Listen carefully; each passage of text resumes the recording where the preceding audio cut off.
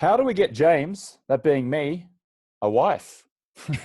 Or how do we get me a mother of children? Because maybe I don't necessarily want a wife, but I definitely want to have children. And today we're going to be talking to a dating master, a dating coach, a woman. Her name is Heather Ann Havenwood. She's the founder of datingtriggers.com and onlydateyounger.women.com, which helps men communicate to women.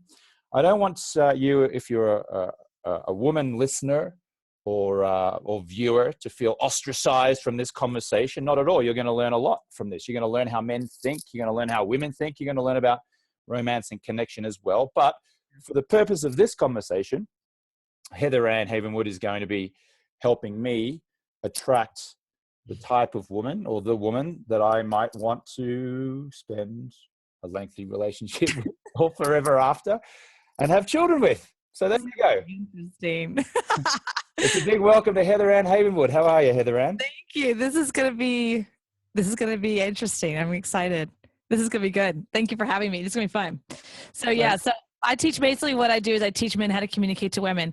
Why? From a woman's point of view. How did this all happen? So let me kind of give you a background so that people can understand, and so the women who are listening, please stay on the call because don't shoot me, right? I feel every time that I help one man in the world, right, help them understand how women think, I've helped at least 3, if not 7 or 8 women around the world, because they have women, they have moms, they have sisters, they have people that work for them, right? They have bosses that are women. They have people that work underneath them that are women. Women are everywhere. So I feel like if I can help one man understand anything about women, that I'm helping many women around the world. So that's how I see it.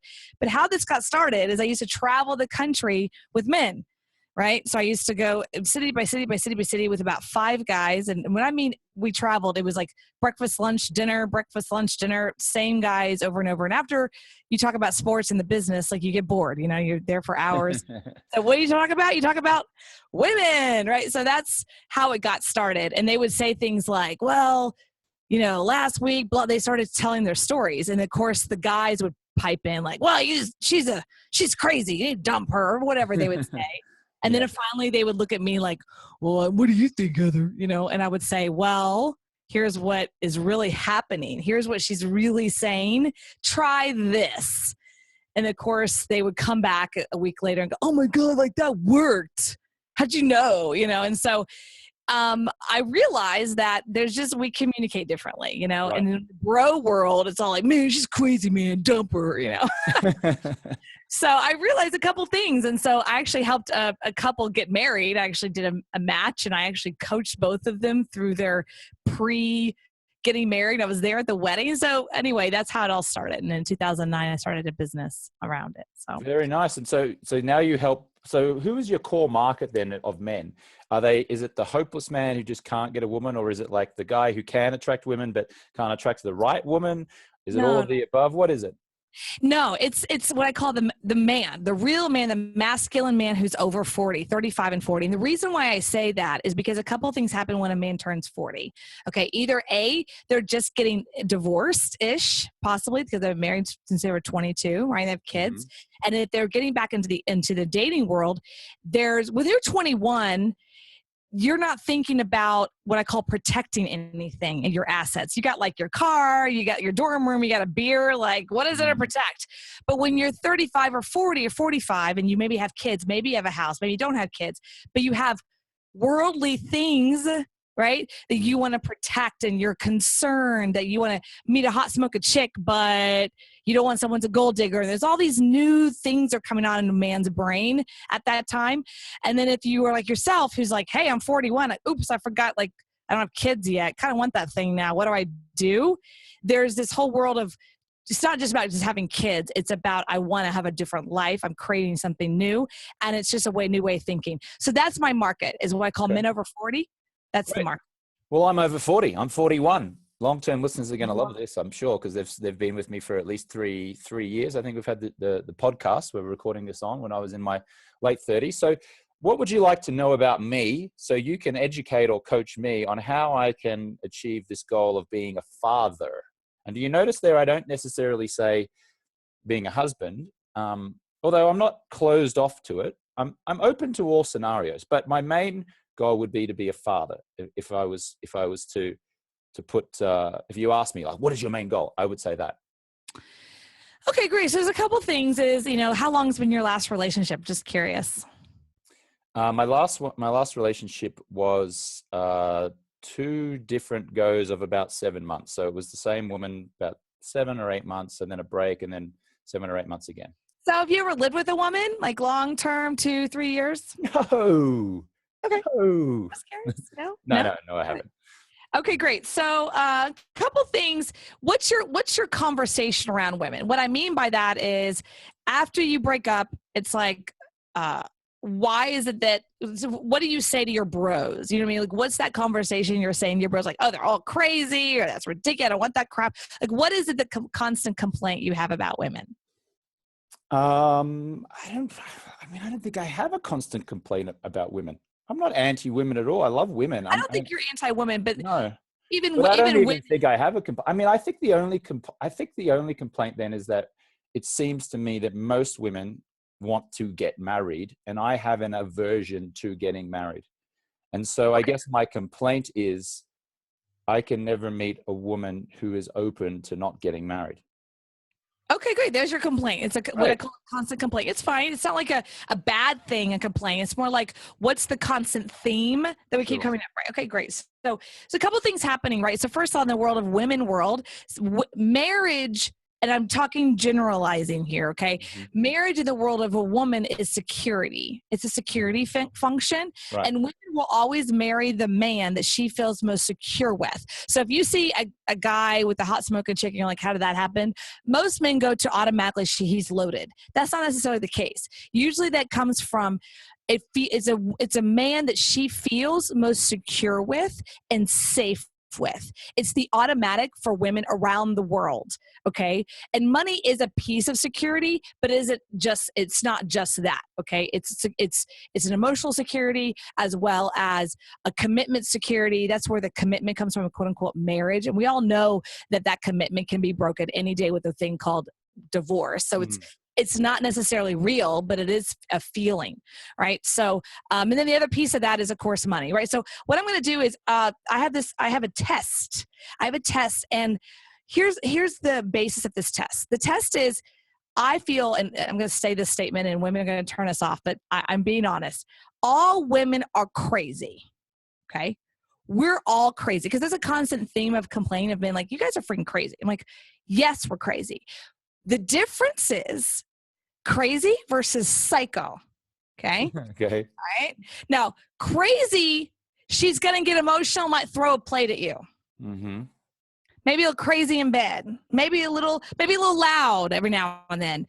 Psycho, y'all get in a fight, she slashes your tires. Right? That is the demarcation between crazy and psycho, because all women are emotional, right? Yeah. So, and we have emotional times. Not all women are emotional all the time, but we have these moments, okay? And so that's where men go, she's crazy. Let me know when you're done with your crazy. I'm like, that.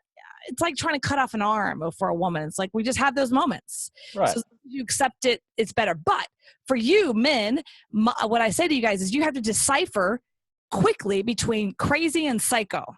Right. Right? And like a month or two. Okay. Here's how you do it. Ready? Mm-hmm. So the best way to do this little test, and I'm going to play with you. We're going to have some fun with it. Okay. The best way to do this little test is think of a person you're dating for at least 4 or 5 months. Okay. Maybe 6. Think of an ex in your head. You don't hate them, just like an ex, someone you've spent a lot of time with. So you can use this. Okay. Mm-hmm. So think of an ex, put the person in your head, and women, you can do the same thing here. Okay. So just know that. So put the name, think of the name, visualize the person. And then what we're going to do is we're going to go down this little list. I'm going to do like 2 or 3, and then I'm going to get your feedback. Okay. Okay. So what we're going to do is, are they this or that? And then you'll pick one. And then I'll say it again. Are they this or that? And I'll go down a little list. Okay. Here we go. So think of the name, think of the person, visualize it. Here we go. Ready? Mm-hmm. 1, are they a bottomless pit of emotional need? Or are they self-affirmed? Yeah. Quick. If you've spent time with them, you know which one they are. Okay. Yeah. Number 1. Am I 2. saying this verbally back to you, or am I just? No, just for yourself. Yeah. Okay. Just like visually. And then I'm going to get your feedback. Are they dependent or independent? Okay, boom. Are they an energy vampire or energy source? And then one more, are they vindictive or they move on? Okay, so do you see what I'm doing? I'm asking you how that other person was, right? So just on the top of your head, what do you think of the person you're thinking of? Or, you don't have to say her name, but you quickly know what side she was on? Yeah, I did. Okay, yeah, three of the four was probably, positive. Positive. Okay, the more great. positive one, yeah. So part of this process, what I call the psycho side of women, when I mean psycho, what I mean is off the chain. As women, we call that crazy off the chain. Okay, we all have girlfriends that we love and adore, but we would never date them. We would probably never let our friends date them because we know they're off the chain. Okay, that's what I'm talking about. The point of this is a mirror match. We attract who we are already. So if you, meaning the people listening, if you're attracting someone who is psycho or crazy or whatever, you might want to look at yourself in the world of self-esteem, because no matter how gorgeous, hot, good looking, or even money successful, that does not equal high self-esteem. Okay. So that doesn't equal high self-esteem of the woman you're referring to. Is that right? Both. So the woman who's like smoking gorgeous, et cetera, may have low self-esteem. And the guy who's attracted to that woman, despite her psycho tendencies, may also have low self-esteem. Potentially. Because here's the issue, right?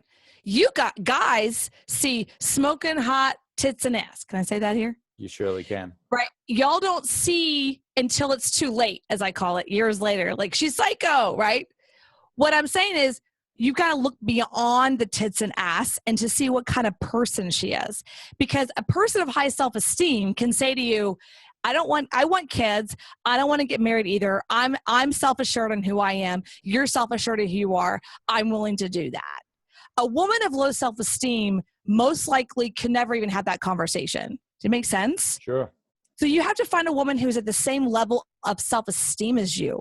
And it's not necessarily to do with looks and not necessarily to do with success. They could be the whole package, but I'm not saying it's always the same. That's the point. You got to decipher, you got to uncollapse, because I know people who've married tens, models, got the lowest self-esteem ever. Why is that? Well, it's because it's a psychology that you can't do anything about. You can't change it. You can't fix it. That's on internal person. So you've got to start looking for, what is my self-esteem? And then what kind of woman do I want, or mate or partner that I want to be at equal self-esteem level? And that's what you should be listening for when you're meeting people. Are you at the same level? And what is some evidence of someone who has high self-esteem, and what is evidence of someone who has low self-esteem? This test right here. Okay. Boom. Let's go a few more. Let's just keep going. A few more. Are they manipulative or are they forthright? Are they manipulative or forthright? That's one. Okay. If you notice, the first one I'm saying is what I call a low self-esteem. And the second one I'm saying is usually a high self-esteem person. Okay. Another one. Here we go. Just keep going. What, are they dramatic or are they seek harmony? Now, look, all women have drama, so just keep that in mind. But are they always in drama? Do they always have drama in their life? Or are they, they got stuff going on, they got challenges, but they're always looking for solutions and harmony. It's a very different kind of person. The next thing, just throwing it out there, this one's kind of an odd one. In childhood pictures, they're not smiling. In their childhood pictures, they're always smiling. And that goes deep into psychology of like what was going on in their past and their, in their background. Are they superstitious or are they realistic? Are they superstitious or are they realistic? And here's another one: gives up easily on the relationship or sticks with the relationship to make it work. So these are attributes or behaviors of a low and high self-esteem person. Okay. Right. I like that. Are they manipulative or forthright? Are they always in drama or seek harmony? In childhood pictures, are they smiling or not smiling? Are they superstitious or realistic? Do they give up easily or stick with the relationship to make it work?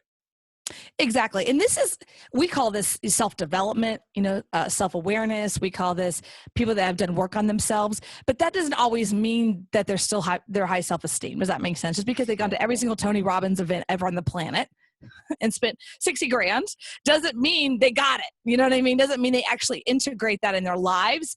Like here's one, blames their problems on other people, the victim mentality versus assumes full responsibility for their own life, right? Yes. That's an automatic. You assume if this person's sitting in front of you and they're successful and they're gorgeous, you assume that they take responsibility for everything in life. It's not till you spend a lot of time with them till you really see the psyche, right?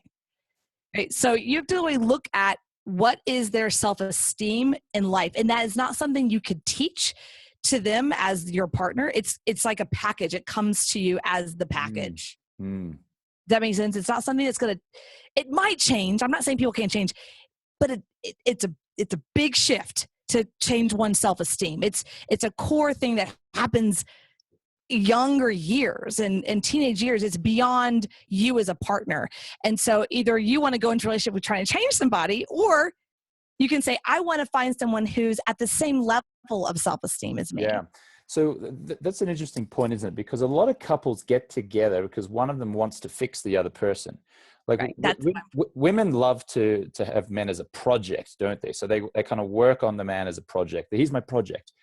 And men almost like feel like they have higher self-esteem because they're taking care of the broken little, bird, with the broken wing, and she needs to taken care of it. I'm going to teach her, and she's so innocent and naive, but I'm going to feel like a big man because I know all this stuff and I'm going to take care of her. And so that can be dangerous, right? Yeah, oh, absolutely. Because here's what's happening with that, right? First of all, that happens a lot with the older men, younger women kind of scenario, just because of age, right? But what happens is that it becomes you're forcing her in a way, just because of the scenario, into dependency, right? Mm-hmm. So there's no desire for her to become independent. So then when I hear men complain years later, well, when I met her, I gave her everything. I was hoping that she would figure it out and got motivated. And, I'm still freaking dealing with her and still paying for her, and we're divorced. And I'm like, well, first of all, you attracted someone that was already a low self-esteem. And then you just kept that behavior as okay. And then you expected her to change just like any kind of behavior, right? So when you're working on this, you have to look at who she is behind, truly. Who is she? Who are you, by the way? But who are you? Who is she truly? Just because someone may be having a challenge in life at the moment, right, doesn't mean that really who they are as an independent person. They just, what their life looks like at the moment, it just might be challenging. There's a big difference. Does that make sense? Yeah, for sure. Yeah. That's the psychology. What happens is we meet somebody across the table. If you and I are having dinner, we look at each other. We're making a judgment and assessment of who you are, what your upbringing is, how you think, right? And then we assume we're the same. And then we go into life, and then we wonder why things don't work about money or kids, or then something really happens, a true challenge in life happens, right? And then we wonder why the person across the table isn't dealing with the same way we're dealing with it. So does that mean that we should ignore or not put as much emphasis on initial physical attraction and chemistry? Because there's, I've met women before where I've been incredibly attracted to them physically, and they're charming and they smile and they're so feminine. I love that energy. And then I get to know them and they're like a disaster. And then, but then why am I feeling this amazing physical attraction in the first place? What is going on in the universe? You're a man. You're a man. So you're, and I mean that in a loving way. Yeah. Look, we could be very aware, but at the end of the day, you are a male human, right? And there are things that you can't change about you. And when you see something beautiful, you're going to be attracted to it. It's just innate. You know what I mean? It's beyond you. It's ingrained for thousands of years. The challenge is things have altered in life. And so now we need to, consciously go, okay, I'm attracted to you. You're hot. You're sexy. I'm attracted to you physically and your energy, but who's behind that? Because here, at the end of the day, if you're going to be with let's just say you're not going to be married, but you have a significant other for 5, 10, 15 years, you're going to have kids. They're going to be around for 18 years, right? So you're going to at least have interactions with her, either reliving with her or not, for at least 18 years. You want to make sure that interaction is what I call at the highest caliber level, right? So when you're dealing with that, you want to make sure that you're meeting someone who's at the same self-esteem level than you. Yes. Here's what the guys mix up. They get tripped up because the hottest woman isn't always the woman with the highest self-esteem. It's just not. I'm not saying it can't be. It's not usual. Yeah. Yeah. Yeah. Does that make sense? No, it's totally making sense. But you've actually got to date this person to find out whether they have self-esteem, right? And that's going to take a couple months. Don't you think? It could take a couple months, but if you're looking from a different view as you come up with challenges, meaning you traveled together for a few days, you'll notice how she deals with that interaction. Then maybe something happens with yourself and how she deals with y'all's conversation. You'll start to notice the patterns pretty quickly if you know what if you're looking for. If you know what patterns you're looking for, right, then you can decipher. So like one of them, here's another one, just throwing it out, right? Drains your energy, increases your energy. I don't know about you, but I can experience for myself. I've been in relationships where I've been with this person for 2 or 3 days, maybe 2 days, and I'm just exhausted. And I don't know why. Like, why? We didn't do anything. You know what I mean? Why am I so exhausted? Because for some reason, that person is what I call a vampire. They suck the energy from me because I have high energy. They suck it from me after 2 or 3 days. And before I knew this, I was like, what is that wrong with me? Like, why am I so like depressed? I don't get it. I didn't really realize that that's just who they are. They're always sucking energy from other people. And it wasn't a match for me. It wasn't a match for me. I want someone who can give and receive energy with me at the same level. What about someone who drains your energy and gives you energy? Because I'll tell you, I dated a woman some years ago who was what most men would consider to be a 9 or a 10 out of 10, right? Sorry, ladies, I'm talking how guys talk. She's beautiful, right? But she was with a very, very wealthy man before me. And I wasn't very, very, very wealthy when we got together. And then she ultimately left me to go with another very, very, very wealthy man. Put a B in front of illionaire and you'll get the idea. Got it.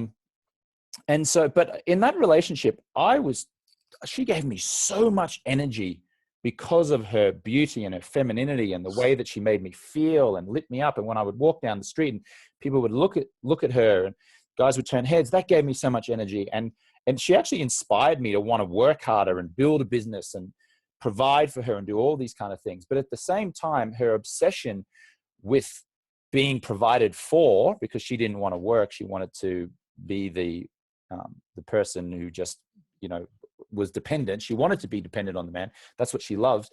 That drained me at the same point. And I could imagine this life of having to always earn more money to be able to provide a bigger house and more safety and more security, because she put a lot of emphasis on that. So in one sense, she was like giving me this amazing energy. And on the other sense, she was just draining it from me, because I'm always like, are we staying in the nicest hotel? Is she judging the hotel I've taken to her? Is she, this is the fact that I'm driving around LA in an Uber. I don't have my own car. She's secretly judging me because of that. Like, wow. I'm used to going through South America and like doing the backpacking style, right? Staying in hostels and doing it on the cheap and loving it. She wants to stay in 5-star hotels all the time. So it was this great contradiction of, she gave me so much energy because she was so beautiful and feminine. She played that role really well, versus nightmare because I'm just in this prison the whole time trying to always do better to make her happy. So how do you balance those two, or what are your thoughts on that? So let me reframe some things that I heard. Okay. This is just my view over here. And there's a couple of things. One, the first part of the draining that gave you a lot of energy, that is a sexual charismatic energy. Chapter 7, Think and Grow Rich, Sex Transmutation. It says that a woman is the inspiration of men to do more. And I'm paraphrasing. Feel free to read the book yourself. But it basically says that men in general do well in life for women. That is their juice in life. And it's been like generational since the Jesus times. Okay. Right. So it's a generational conversation. It's what drives you basically. And it's a time-tested principle of success. You ever heard the old notion, behind every great man is a great woman. Okay. And there's a lot of truth to that on the male, female sexual energy, the yin and yang. Okay. When you have a strong feminine energy, you also have a strong masculine energy. And if they're in the right space, they can really prosper together beautifully. The other piece of that, the part of her that really wants that strong dependence on a wealthy man, and she had a particular view of what wealth looks like. One could be $200,000 a year. For her, it was quite larger. Okay, that was her view. You can't change her view on that. I would say that didn't drain you, that challenged you. And just reframing that. It didn't, it challenged you because you were really trying to get to that. And it just, you know, she had a particular view of like millions and billions. And like, there was an upset you had of like, I can't, I'm trying, you know, and that's a challenge. I wouldn't say draining energy. She did do something amazing for you, probably pushed you and expanded you beyond you thought you could probably do maybe at certain times. I don't know. Potentially, women have that ability to do that for men. So there is a yin and yang, but that particular piece of drain your energy, increase your energy, I would say that person, she increased her energy. The draining was more of the challenge to be able to fulfill for her on her expectation. At the end of the day, though, that's her expectation. You either fit that or you don't, right? I mean, you can't, right?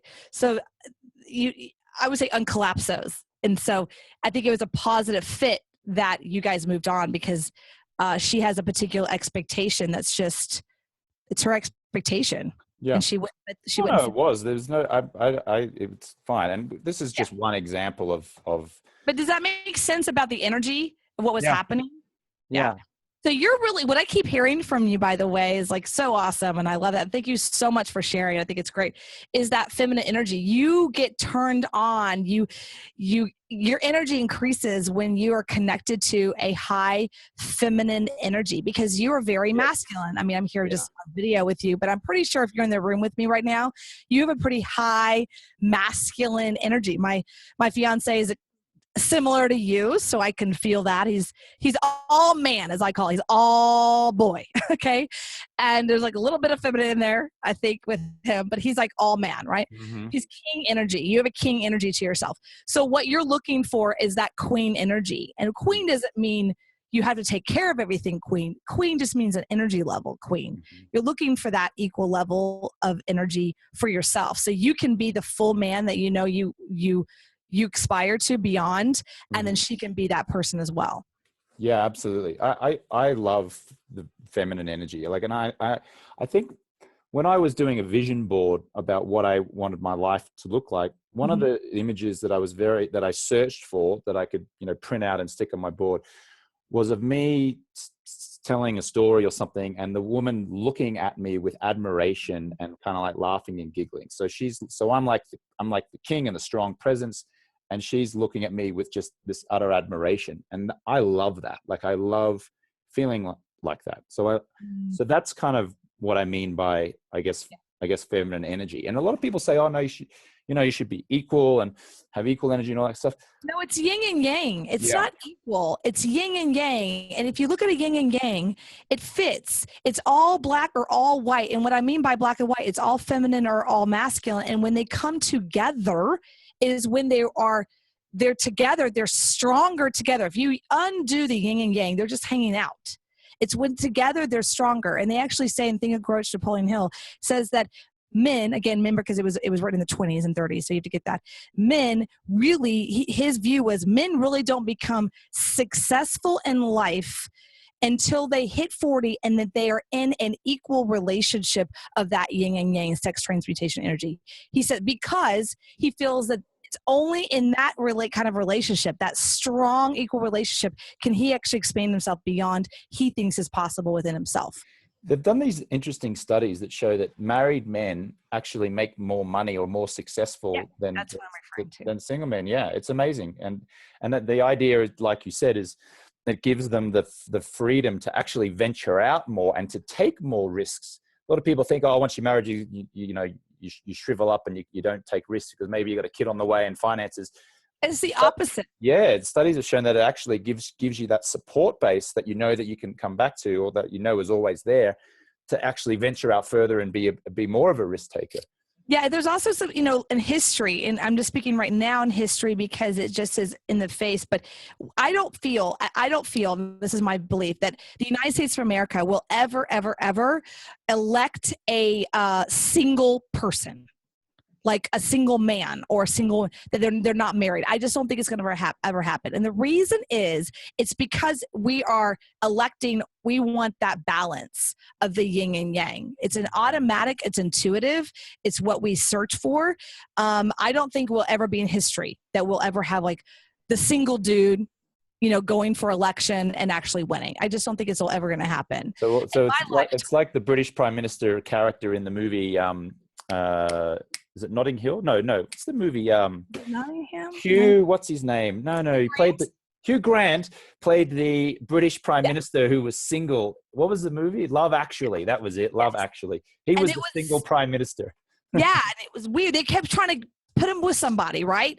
Because it's kind of this missing element.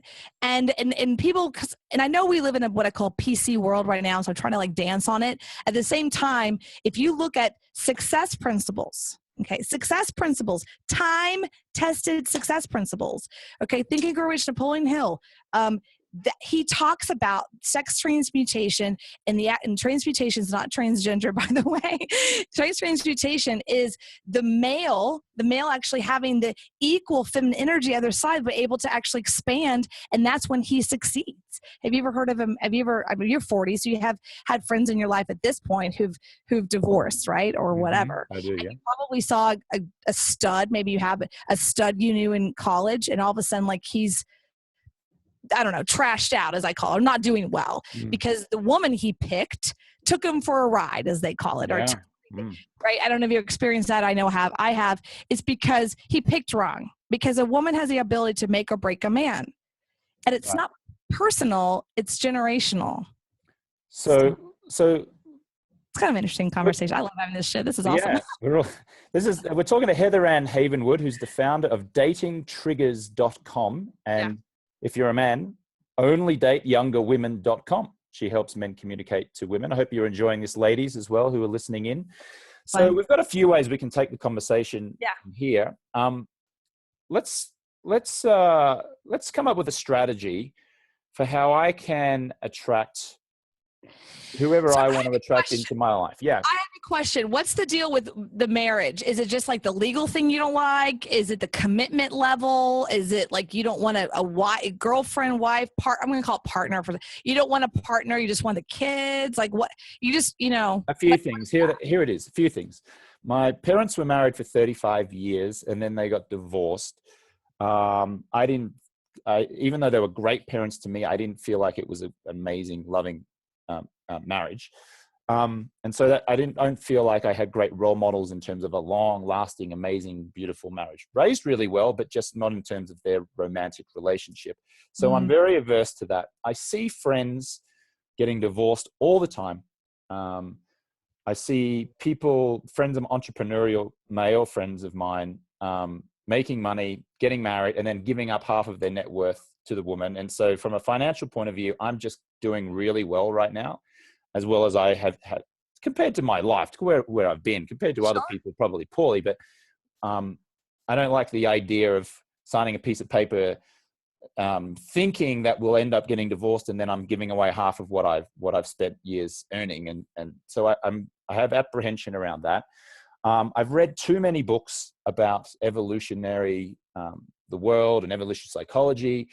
The institution of marriage was something that was created for land and tax purposes back in the day when we only lived into our early 20s or late 20s or early 30s. Correct. So we weren't supposed to spend 50 years with one person. And so my feeling is, I don't think it's realistic that I'm going to want to be with one person for 40 years of my life. I may want to be with that person for the first 4 years of the relationship, but then I think, well, maybe I'll be disinterested at that point and I'll want to, go and have relationships with a few different women. So I'm open to the idea of having long-lasting relationship and raising children together, but then ultimately maybe having another relationship with someone. And then maybe in my 50s or 60s, I have another relationship with someone that could be 2 years, 5 years, 10 years. I don't like the idea of being tied down, and yes, I use those words, or locked in to a 40-year contract when I haven't even really had anything longer than a 2-year contract in terms of my relationship history up until this point. I also talk to married guys who cheat on their wives. And even though everything looks fine, I'm like, is this how it really is? I don't want to cheat on my partner. I don't. I want to be completely open and completely honest about everything, which is why I've been open to the idea of open relationships, which is why I'm well read in that. I talk to as many people about that. That has its limitations, but it also has some amazing things as well. So I'm not, I meet women who are really, they have to be married and they're focused on the long-term partner. I don't feel like that's realistic, but I really want to have children. I'd really like to, raise a family, but my idea of what the family is seems to be different than what the societal norm is, which is get married, have kids, have a house. But I'll tell you what the norm is now. Later on, get married and like bitch about one another and take one another to court.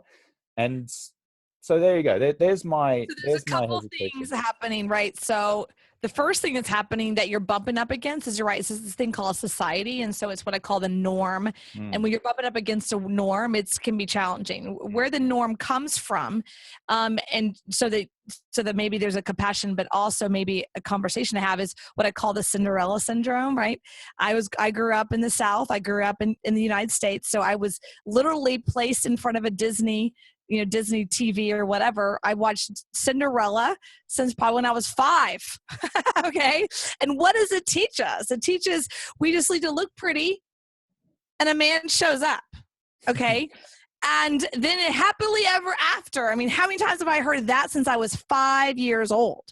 Okay. So now I'm older. I'm 41. I have a different view. I've gone through a lot of personal development. So I have a different view now, but that's where it comes from. Okay. Even though they have seen parents get divorced, that my parents were divorced when I was 7. So that's where it comes from. The other piece though is, like I said, I talked to a lot of guys like you that have assets now. They're doing well, right? They want to protect that. So prenup, 100% with you.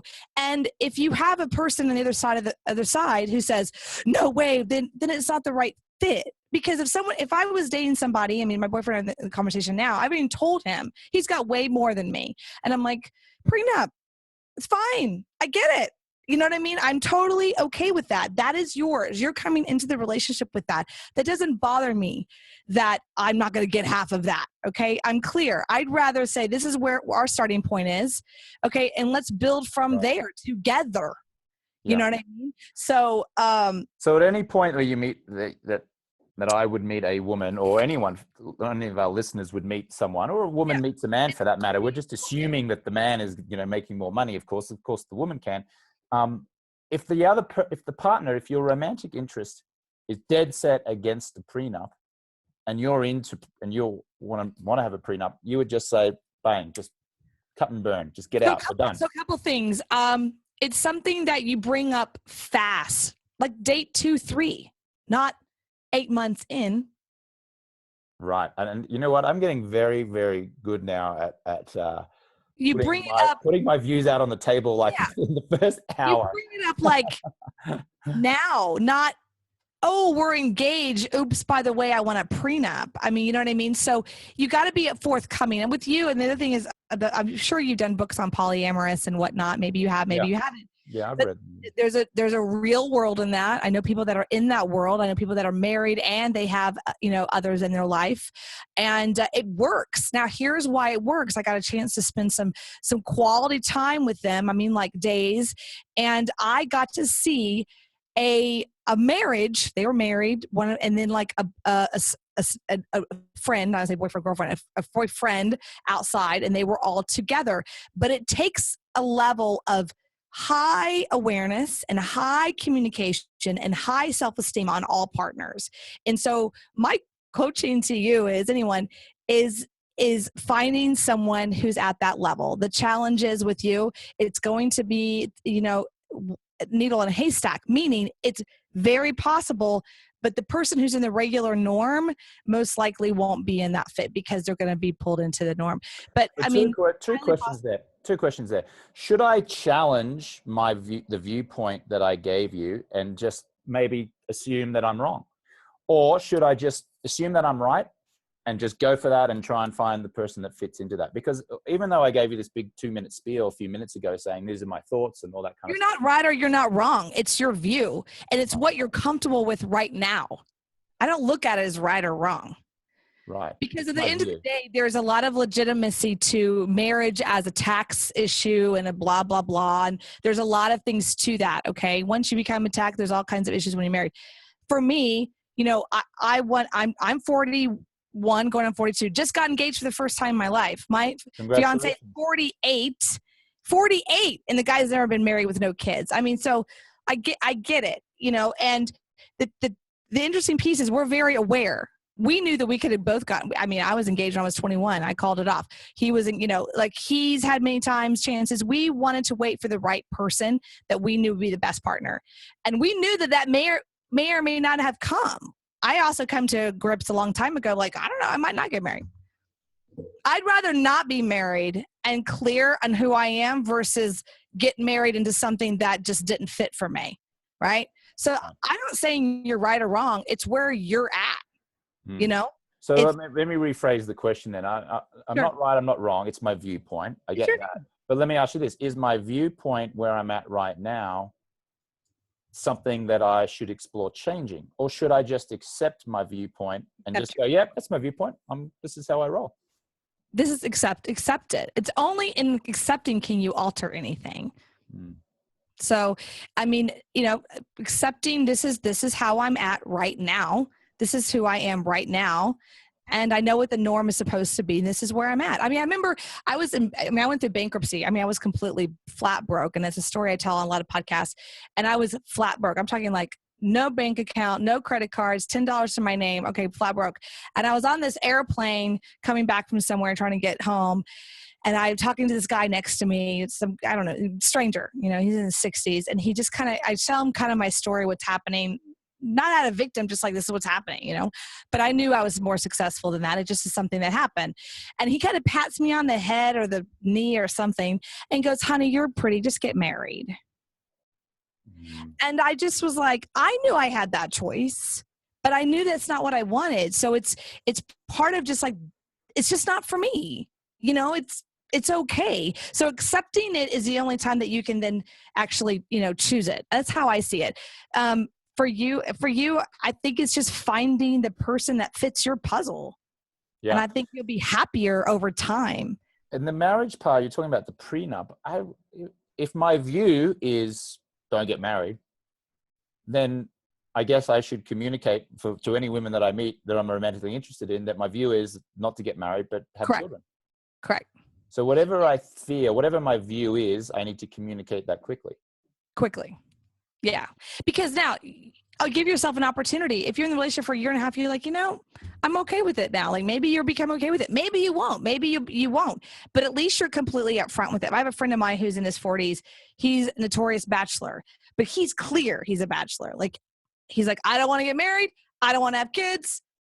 I'm a bachelor. And you know what? Okay. You know what I mean? He dates women and he's clear about that up front. Like day one. Right. And then like they last till they last. And then they say, I want to get married. And he goes, well, I told you I wasn't the one. And they go, okay. And they go off and whatever. Right. So as long as you're upfront about it, I think, why not go for, I mean, why not be upfront with it? It's funny. You said be upfront with it. And that's great. It's amazing now that I'm in my 40s, what I'm feeling judged from family, your peers and your family, my peers and my family. I go back down to Australia. Because that's the conversation. You're 40, you're supposed to bring me babies, you know what I mean? But that's their stuff. You just have to like, okay, well, but sorry. It's also society's stuff in general, isn't it, Heather? Yeah. I mean, it's worse for women than men. I mean, you're 41. I'm 41. I don't have babies. You think about there's a conversation with you? Come on. I get it all the time. What's wrong with you? You better hurry up. I've gotten that conversation. Like your eggs are like, you know, expiring, baby. I'm like, holy crap. You know, so there's way more. How do you react to that? How I react to that is I just say, well, you know, it's going to happen. And if it doesn't, I'm okay with that too. And so how do you react to it verbally to the people who say that? And then how do you react to it internally to yourself? What's the story in your own head? So good question. So verbally, I know that is their view. So I'm not going to poo-poo it or put it down. I'm just going to be like, well, you know, it just is what it is right now. And when it happens, it'll happen and it's okay. How I view it in my head, it's pretty much the same. I just don't put them down over it. You know, I don't say like, well, your view is wrong and I don't agree on it. I just like, well, you know, and now my boyfriend and I were in that conversation. Having kids, what does that look like? Do we want to have kids? Okay, let's have that conversation. Now, what's interesting about Don is that on our very first date, like date one, right? Date one, he looked at me and goes, I want kids. And if you don't want kids, you need to tell me right now because I'm out. And I was like, got it, you know? So it was the first conversation. We had a lot of stuff on that first conversation because at the time he was 46, you know, I was 38. And I'm like, look, I don't need to have another date, another dinner and steak. You know what I mean? Like, it's like, whatever. Are we on the same page or not? And we kind of got that super clear. And so we moved forward. We've been dating for 2 years, but I got a good friend of mine who did the same thing on the first date. He said during dinner, he said, you know, I want to have kids. I want to have kids within like 18 months. And then the woman was like, yeah, that's cool. Me too. And then they ended up getting married and they've got 2 lovely kids. They live in LA. I'm great friends with them. And you know, there's a lot of refreshing for me as a woman. It was very refreshing to hear a man be just so blunt versus tap dance around everything, you know? And I was okay. He said he's got a lot of land it's inherited from the family and it's not mine, you know? And he said to me, well, you know, I want to have a prenup. I'm like, okay. It was your grandfather's land. Like, why? It's not my land. You know, why would how dare I say it's mine? You know what I mean? So I'm like, okay, that's fine. You know, I want to say who it goes to. Fine. That's no problem. So I think it's where you're at. I'm 41 though. If he had that conversation with me when I was 20 and not so mature, I don't know. I probably would have done the fantasy thing. Like, well, I thought if you love me, you'd want me to, you know, I'd probably do that because I was born in a Southern Baptist. You get married, you have babies when you're 22, right? So I was hammered that. And every one of my friends from high school already have kids. You know what I mean? I'm the only one. So I think it's just, yeah, you just got to be open to who you are. So final question before we wrap this up. And we're talking to Heather Ann Havenwood, who is the founder of datingtriggers.com and onlydateyoungerwomen.com. So let's just say that my viewpoint at the moment was what it is, what I've shared with you. And so I was looking for a woman who didn't want to get married, but wanted to have kids and was open to that idea and was very open-minded and had a high self-esteem and it's the key. High self-esteem and ticked all the boxes and everything was great. What environment should I put myself into in order to find that woman?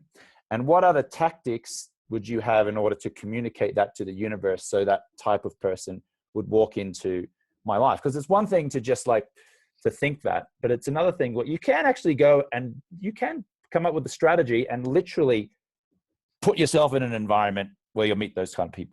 You can actually tell friends, hey, this is what I'm looking for. And then they'll start to, as those people pop into their world, they might then introduce you to them. So what would you suggest? Couple things. I really feel that the entrepreneurial environment is most likely where you're going to find that self-improvement, entrepreneurial. Why? Because it usually attracts people like ourselves that are out of the box thinkers. People that probably work for the government for the last 25 years most likely won't have that viewpoint. Okay. So just be super clear about that. So in the world of self-development, I think you already are in, or entrepreneurs getting out there and being involved in events, masterminds, whatnot. Also doing something out of the box. And let me explain to you what I mean by that one quick before I met Dawn. In the middle of meeting, I was in the middle between relationships. And my coach said to me, you need to do something that you just never do. I don't know what that is, just never ever do. So I literally picked up the phone book, Google, whatever, and I typed in like acting classes or improv. And I literally walked into a place. I didn't know anything about improv, and I did improv for 1.5 years straight. And what that did for me, one, I love improv. I totally got turned on to it, but also it put me in a whole new environment of actors and actresses, and these people I'd never around, right? It gave me this whole new view on the world. And got me out of my head. And it was 2 months after I got into that course that I met Dawn. And because my view was kind of out of my own box, even though I'm an out of box thinker, I kind of was stuck in my own crap. You know what I mean? So do something completely out of the box for yourself that you would probably never do. It kind of puts you in a new space. That's one thing. But also staying in the view of who you surround yourself with. I think you already do, but surrounding yourself with people that are more of like mind, right? Because then that woman's going to show up in that space. As far as doing personal work, I definitely agree with a lot of people that you've heard this before. It's getting clear on who you are, working on your self-esteem yourself, working on your own self-view, working on yourself, and then getting super clear on who you are looking for. What kind of relationship are you creating? For you, the words I hear are partnership, children, inspiration, right? Those are the 3 words I consistently hear with you. And so I would like have an affirmation around that. Inspiration, because you want to be inspired by high queen energy, feminine. We call it feminine. It's really a queen energy, right? So it's a queen. It's a powerful energy to basically complement your masculine energy. I think it's way more than femininity, right?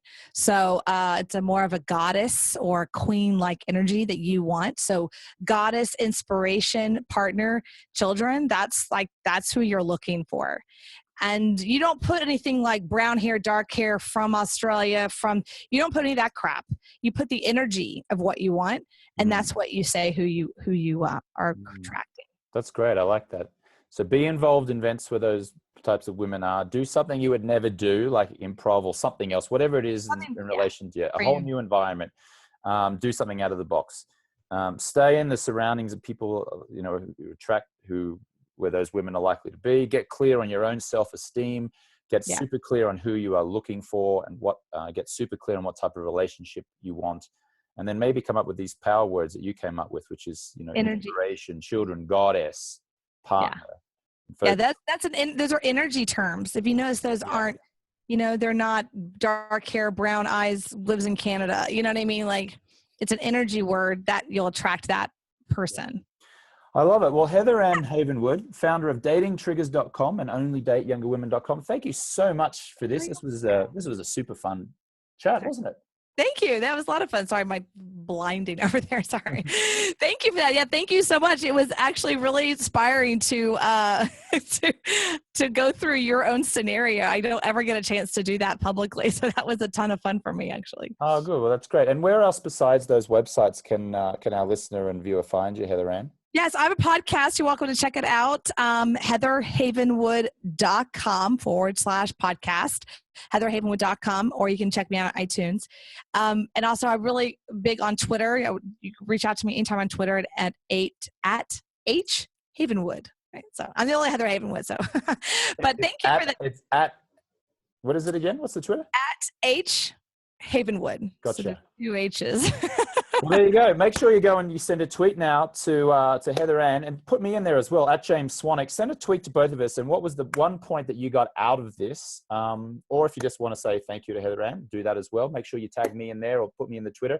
And Heather Ann and I will both retweet you. So go ahead and do that. Make sure you go to datingtriggers.com, onlydateyoungerwomen.com. I hope you women loved this as well, as much as I'm sure the men got a lot of benefit out of it, because I think there's a lot of crossover as well, isn't it? Just as much as like a man is looking for a woman with certain energy, a woman is probably looking for a man with certain energy and certain characteristics as well.